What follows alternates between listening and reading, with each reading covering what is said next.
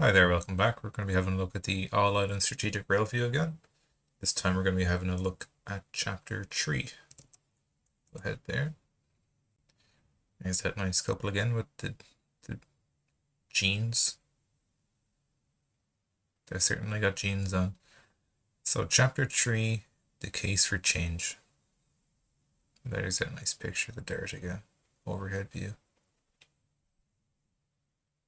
So introduction. This chapter describes the key challenges and constraints the current railway on the island of Ireland is facing and the undesirable outcomes the current railway is generating.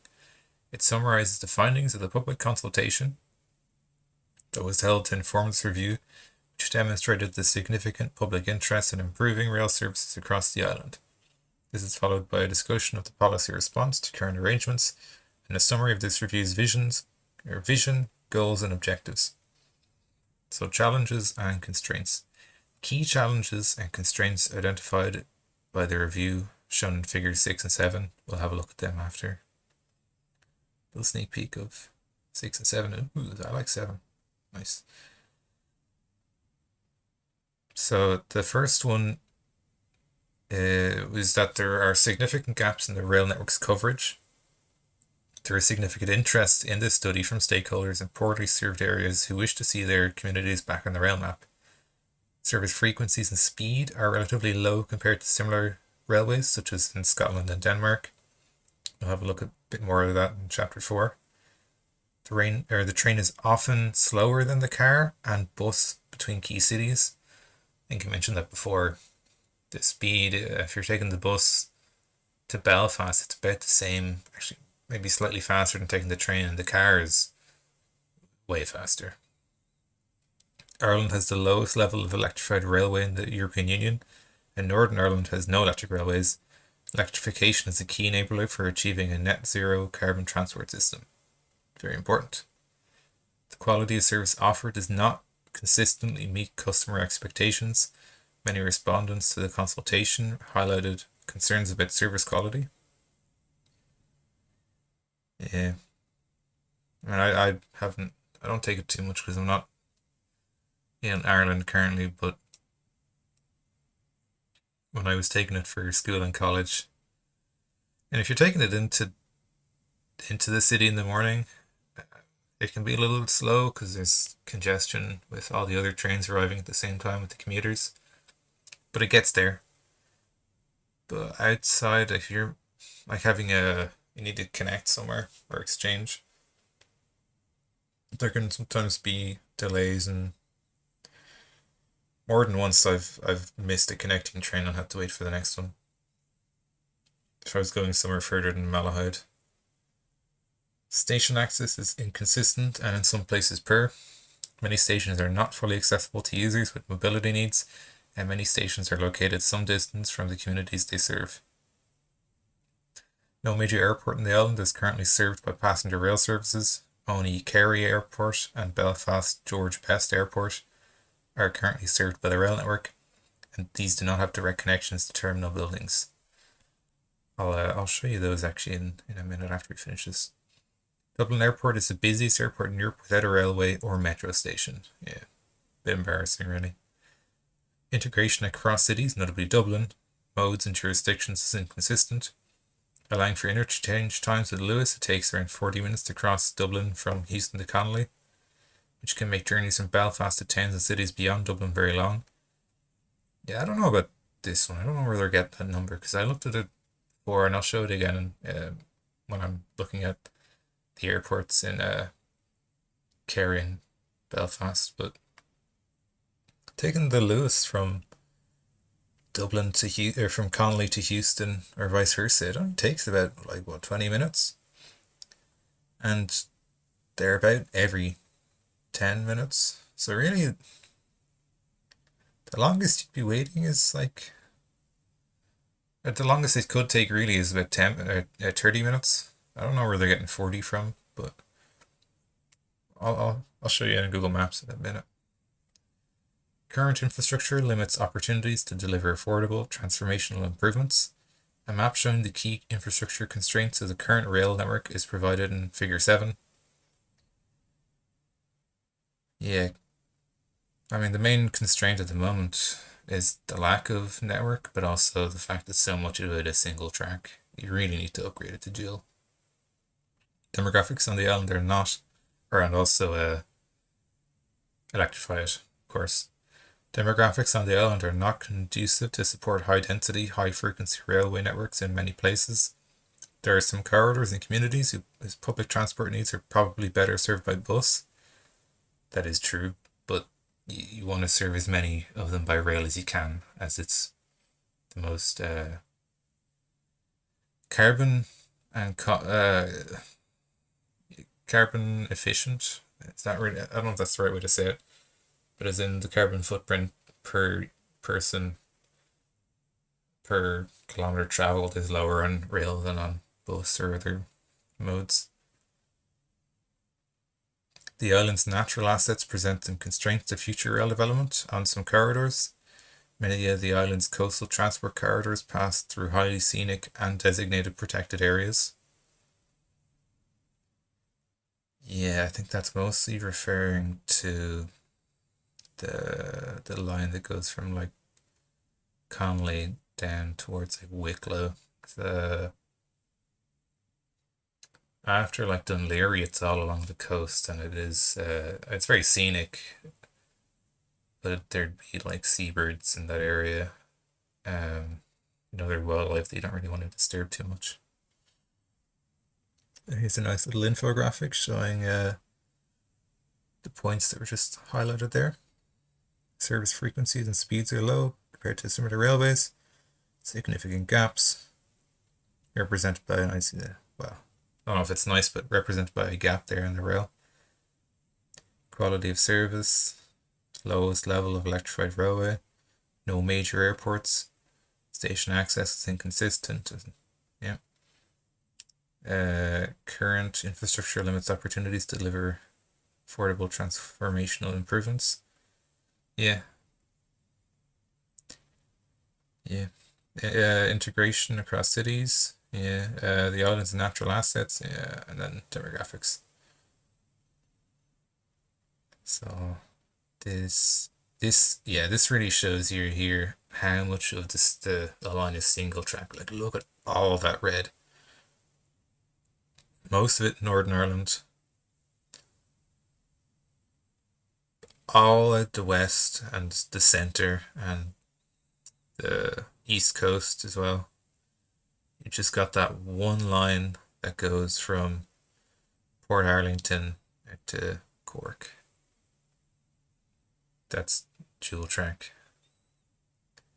In a different infographic, there was a small amount around here that was dual, but maybe that was a mistake in the other infographic. I'm not sure. But yeah, the connectivity gas. Yeah. So they're highlighting here that Derry is as a terminus doesn't make a huge amount to. I mean, it makes sense, but there are other places nearby that really should be connected to it. It shouldn't be a terminus, even though it's in the area. It's the largest city, but there. So in a sense, it should be a terminus because there should be lines that go there that terminate there, but it should connect to other places. It shouldn't be the literal end of a line. In a previous map, there was a proposed route from this is Portadown to Derry. Derry to Sligo would be interesting. That would definitely serve Donegal well, which has no rail. You could send it into Letterkenny, down to like Donegal town, the other towns in between, down to Sligo. This one here from Ballina to Sligo would be quite cute. I don't know if they'll ever do that, but it would be cute. Some kind of connection, because like, if you want to go to Sligo from Ballina by rail, you have to go all the way into Dublin, change, and then go all the way back out. And they're so close. This is why no one takes a train. And you either take a bus or you drive because there's no other option. At least with like Galway Limerick, you can hop on a train and it goes down to Limerick, or if you want to go down to Cork, and go down to Cork or over to Waterford. They're not too far away. And a connection here from Athenry to Claremorris would be nice because otherwise you have to backtrack back to Athlone and then back out again. Waterford to Wexford, that'd be great as well because at the moment you have to backtrack to Dublin and then back out to Waterford. It's a bit shite. Yeah, alright, I'll show you now the airport connections and that thing about the Luas as well. Alright, so we'll have a quick look at Kerry Airport first, so you can see that there is several buses that go from the airport to the station, or nearby it at least. And you can walk, and it's only about 18 minutes, which isn't ideal if you have luggage, but it's it's at least feasible. It's not totally impossible. And so the station is 1.3 kilometers away from the airport. Not great, but if you have to do it, you can do it. As for Belfast City Airport, George Best Airport, there doesn't appear to be any like bus connections to this station. I thought perhaps that sometimes Google Maps doesn't have everything on it. Perhaps they're just missing this. There's like a shuttle bus somewhere. But I had a look at the airport website, and they basically just suggest that you walk from the station to the airport or vice versa. So let's have a look at walking. It's 0.7 miles, 16 minutes. Not really sure what that is in kilometers. I think it's about a kilometer. So not ideal if you have luggage, but it is doable if you have to. We have a look at Dublin here, going from Connolly Station to Houston. You can see it takes 18 minutes on the Luas. And that is taking a Luas that goes from Busaras, so that would mean it's coming from the point. But there is a Luas stop at Connolly Station. I wonder if we can find the Luas that actually departs from Connolly directly. Maybe not. We need to be more specific. Still less walking.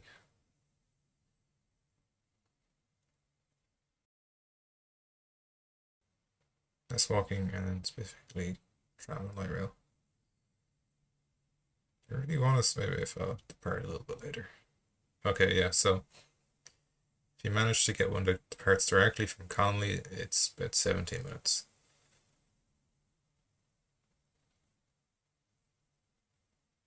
They're fairly frequent. This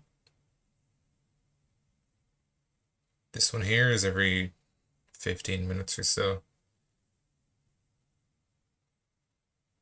But even if you miss this one, you can go to Busaras. It's really not far away, a 2-3 minute walk at most, and look how frequent it is every 10 minutes or so. Then 20 minutes on the Luas. I don't know where that 40 minutes came from, honestly, but it's not unachievable. Alright, so let's have a look at some of the undesired outcomes. The challenges and constraints described above are driving the following undesirable outcomes. So what those challenges result in then is that there's low passenger rail mode share and high private car mode share, low rail freight mode share and high road freight mode share, and relatively high carbon emissions from the rail and wider transport system. Kind of discussed this already, that at the moment cars are especially if you're living outside of any of them, outside of Dublin, let alone other cities, having a car is kind of the most viable transport option. Like maybe you can take the bus or the train for work. But any other transport that you have to do, going to the shops, going to pick up your kids from school, going to school yourself, most of that is served by cars. It's just the easiest way to get around. And you need to give people their options. So these drive the following undesirable wider socioeconomic and environmental impacts. Economic impacts. High private car and road freight mode share means more congested roads, reduced productivity, and in some circumstances, missed opportunities for investment. Indirectly, high reliance on cars can promote low density development. That's for sure. Those sprawling, labyrinthian housing estates. And inefficient land use, well, same thing. Improving rail services can enable businesses to access larger customer and labour markets and unlock agglomeration benefits from pooling of resources / labour markets across regions. Social impacts, over-reliance on cars and heavy good vehicles, risks isolating vulnerable communities and limiting equitable access to jobs and services. Heavy traffic is associated with poor air quality, reduced safety and severance, which undermines health and well-being. Some policy responses to congestion, such as road expansion, can be costly and may only work in the short term. Road building often induces more demand. Trust me, bro, just one more lane. We just need one more lane. Yeah. Induce demand. You want to induce demand in the other direction, towards rail, towards trams, towards metros, towards buses. Environmental impacts. Rail can play a significant role in the fight against climate change. The carbon footprint of rail is significantly lower than cars and heavy goods vehicles, and can be lower still if the rail network decarbonizes. Yeah, even if you're just using diesel, or I don't know what else trains run on. Maybe not steam trains, but even if you're just using like a diesel locomotive, per kilometer covered per person, per ton, and such, it is less carbon intensive. Rail is also space efficient, which means it can deliver high capacity transport corridors that require less land and generate less noise / air pollution than roads. Challenging rail industry finances. Low passenger and freight use risks fueling a vicious cycle. In the past, low demand has harmed the case for investment. Boosting demand would help put the rail industry's finances on a more sustainable footing. Yeah.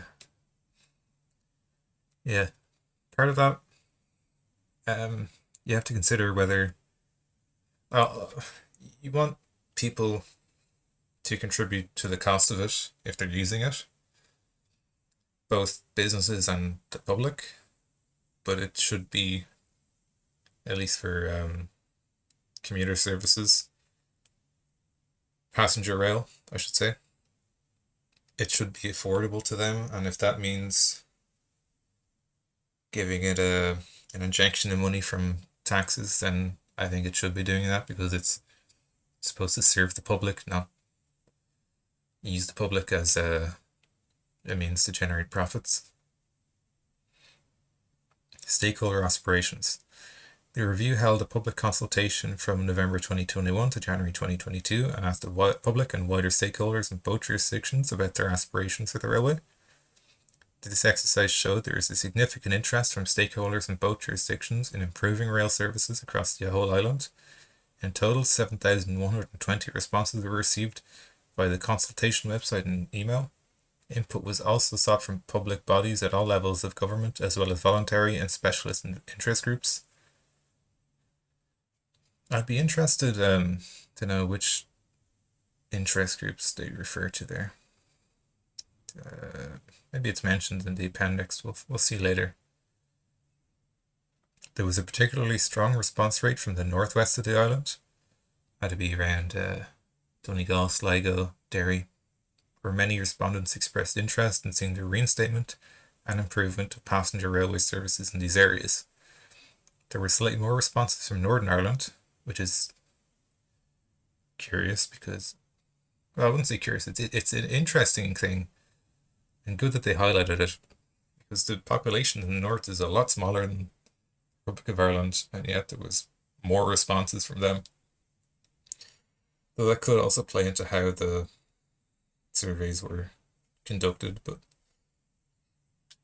anyway, it was 54% of the responses were from Northern Ireland, and the rest of the island, the Republic of Ireland, 42% of the responses, and then other responses did not declare a specific location, which reflected strong interest in this study in the Northwest. A map showing the distribution of responses to the public consultation alongside the current coverage of the rail network is provided in Figure 8. The key themes that emerged from these consultations were there is a significant interest in improving intercity connectivity, particularly from urban dwellers, and enhancing regional and rural connectivity. There's a significant interest in reinstating or building new railways. 80% of public responses cited this aspiration. 97 of responses in the northwest of the island. Wow, they really want rail up there. I don't blame them either. Public responses also highlighted strong interest in shortening journey times, increasing service frequencies, and decarbonising the wider transport system. Responses from public stakeholders, such as local councils, place significant emphasis on decarbonisation and climate change. I mean, yeah, they all want to meet their climate goals. These stakeholders also highlighted the role rail could play in supporting local economic development, enabling modal shift from road to rail freight, boosting connectivity to global gateways, and supporting tourism. God, yeah, tourists. One thing about tourists is they tend not to bring their cars with them, since this is an island. They mostly fly in. And, they can rent a car, but renting a car is expensive. And if you give them options to take buses or trains, they will take them, and they will go to wherever they go.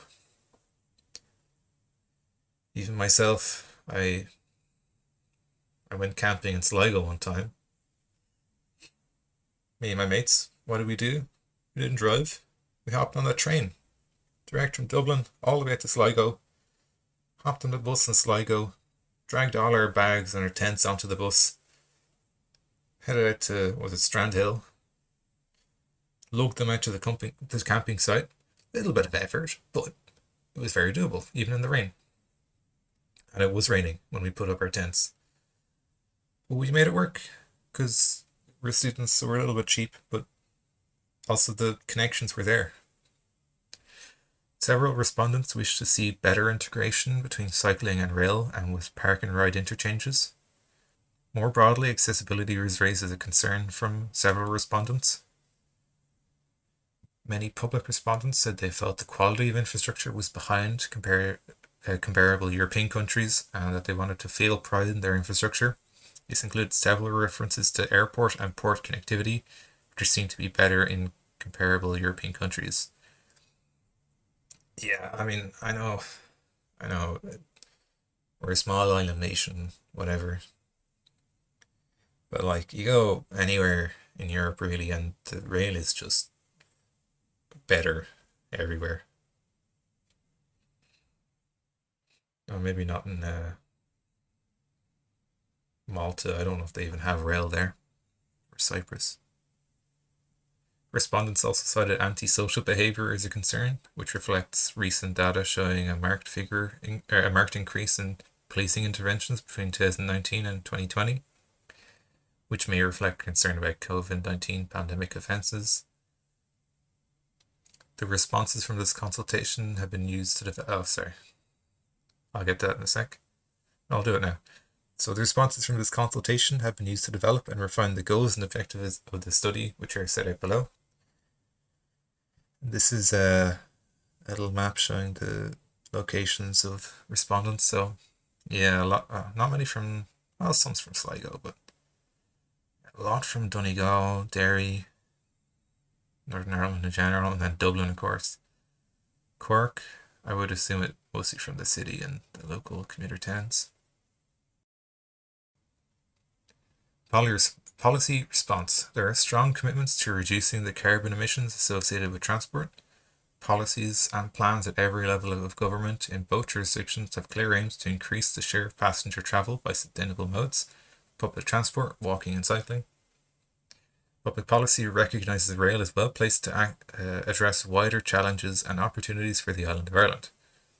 As a stronger backbone of a sustainable transport system, they bring that phrase up a lot, stronger backbone.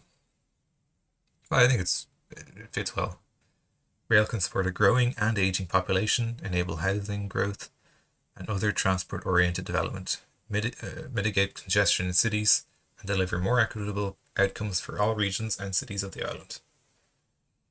Both jurisdictions are committed to investing in public transport to address the challenges the island faces. However, to unlock this investment, there will need to be a clear route for delivery. This review aims to provide a clearer route forward for policymakers in both jurisdictions. Yeah, so as has been said before, I'll probably say it again in the future. This is just a recommendation for the governments. None of this is set in stone, but they're very good recommendations, and they're, obviously they don't have all the details of how much it'll cost or down to the last cent, but they are pretty clear in what their aims are and how they want to achieve them. So this vision, goals and objectives. This review aims to present a coherent framework for delivering a railway that meets the aspirations of the people it serves and supports the development of a prosperous, equitable and sustainable future. The vision statement underpinning the goals and objectives of this review is to deliver, quote, an accessible, efficient, safe and sustainable transport system that supports communities, households and businesses. To deliver this ambition, the review developed 6 overarching goals and 13 objectives. These are set out in Table 1. The goals and objectives were published in November 2021 as part of the public consultation and were positively received by many respondents to this consultation. The goals and objectives have been endorsed by the steering group members from both jurisdictions. In the following chapter, this report presents a set of recommendations that have been developed by the review that collectively deliver the vision, goals, and objectives of this review. So the vision statement: to deliver an accessible, efficient, safe, and sustainable transport system that supports communities, households, and businesses. So you can see the goals here: contribute to decarbonisation, improve connectivity between the island's major cities, enhance regional and rural accessibility, encourage sustainable mobility, foster economic activity, and achieve economic and financial feasibility. So, in order to achieve the goal of contributing to decarbonisation, the objectives are as follows. 1. Reduce the carbon emissions associated with rail's construction, operation and maintenance. 2. Reduce the carbon emissions from motor vehicle travel. Yeah, I don't know how they're going to reduce the emissions associated with the construction, but operation and maintenance for sure are achievable, I think. We'll read the rest of the review and we'll see what they say. So goal 2 then, improve connectivity between the island's major cities. The objective there is to provide an attractive public transport choice for travel between the 7 cities of Dublin, Belfast, Cork, Limerick, Derry, Galway and Waterford. For the goal of enhancing regional and rural accessibility, the objectives are to give people in rural and regional areas better access to economic opportunities and public services, and then also improve interregional accessibility. And that would be connecting those end of the line stations with each other so that they're not literally the end of the line and there's connections to other areas. It's not just like a spur. Then to encourage sustainable mobility, this would be achieved by the objectives of managing demand through compact growth and better integration of public transport with land use, enhance the integration of rail with other transport modes, also minimize negative impacts on the environment. Very important. If you're trying to build rail to save the environment, you don't want to be fucking it up in the process. or at least as little as possible. So then to foster economic activity, this would be achieved with the objectives of contributing to balanced economic growth between urban and regional areas, and supporting the efficient movement of goods and people between economic centres and international gateways. And then the last goal, which is to achieve economic and financial feasibility. The objectives are 1. Plan investment in rail that is financially feasible. 2. Access potential funding. And 3. Ensure investment in rail is considered alongside meeting objectives. Yeah, so that one, planning investment in rail that is financially feasible and accessing funding. You know, I know I said it's should be funded by the taxpayer because it's for the taxpayer, or at least a lot of them. But the like in the world we live in, you can't just say a taxpayer is going to pay for it all, because there's only so much taxpayer money to go around. And so there will have to be some kind of borrowing involved, but and then part of the economic feasibility then is that you have to make sure that what you build will be able to pay for itself in the future, or that the returns, whether they be financial or socioeconomic or just social even, you want to make sure that those returns for the money being put into it are enough to justify the cost and the borrowing. There's another nice translate trend. So next chapter is chapter 4, which is quite a long one, so I think I'll break that up into a few parts. Chapter 4 is by far the largest chapter in this whole report. I started reading chapter 4.